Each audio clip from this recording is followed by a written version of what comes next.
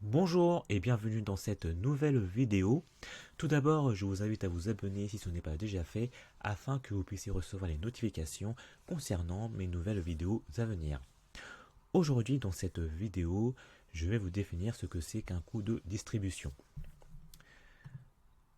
Le coût de distribution constitue l'un des paramètres pour calculer le prix de vente finale d'un produit.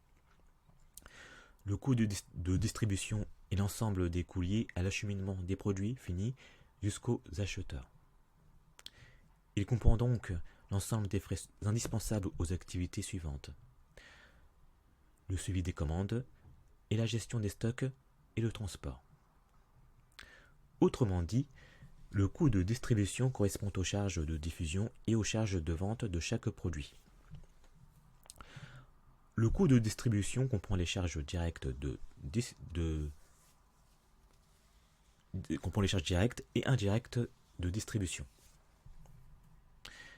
Alors, les charges directes de distribution comprennent toutes les charges qui concernent directement le produit commercialisé. Il s'agit par exemple des frais de publicité et des frais de transport. Et les charges indirectes comprennent toutes les charges qui ne concernent pas directement le produit en lui-même. Il s'agit plutôt des charges qui sont liées à la distribution dans son ensemble. Voici un exemple à titre d'illustration.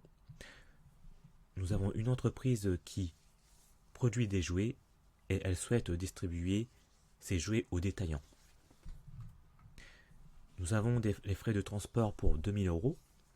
Les frais de transport correspondent au coût pour transporter les produits du lieu de production aux différents points de vente. Il s'agit par exemple du coût des véhicules, du carburant ou des chauffeurs. Ensuite, nous avons les frais d'entreposage pour 1500 €. Les frais d'entreposage correspondent au coût pour stocker les produits avant leur distribution.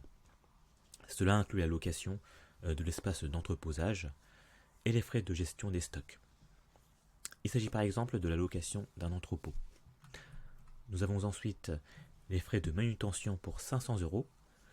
Les frais de manutention correspondent au coût pour le chargement et le déchargement des produits, ainsi que leur préparation pour l'expédition. Il s'agit par exemple des équipements de manutention tels que les chariots élévateurs.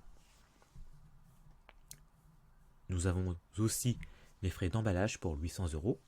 Les frais d'emballage correspondent au coût pour l'emballage des produits afin de les protéger pendant le transport et à les rendre attrayants pour les consommateurs. Il s'agit par exemple des boîtes ou des palettes. Ensuite, nous avons les frais de gestion des commandes pour 300 €. Alors, ces frais de gestion correspondent au coût pour traiter les commandes des clients, c'est-à-dire la réception, la vérification et la préparation des commandes. Il s'agit par exemple des logiciels de gestion des commandes. Les frais de distribution de vente s'élèvent à 1200 €. Ce sont les coûts des canaux de distribution, tels que les détaillants ou les distributeurs. Il s'agit par exemple des commissions versées aux agents commerciaux. Et enfin, nous avons les frais de retour et de service après-vente pour 200 €. Alors, ces frais de retour et de service après-vente correspondent au coût pour gérer les retours de produits défectueux ou non désirés afin de fournir un service après-vente adéquat. Il s'agit par exemple des coûts de remplacement ou de réparation des produits. Pour calculer le coût de distribution, pour résumer, nous avons les frais de transport de 2000 €, les frais d'entreposage de 1500 €, les frais de manutention à 500 €, les frais d'emballage à 800 €, les frais de gestion des commandes à 300 €, les frais de distribution et de vente à 1200 €, les frais de retour et de service après-vente pour 200 €.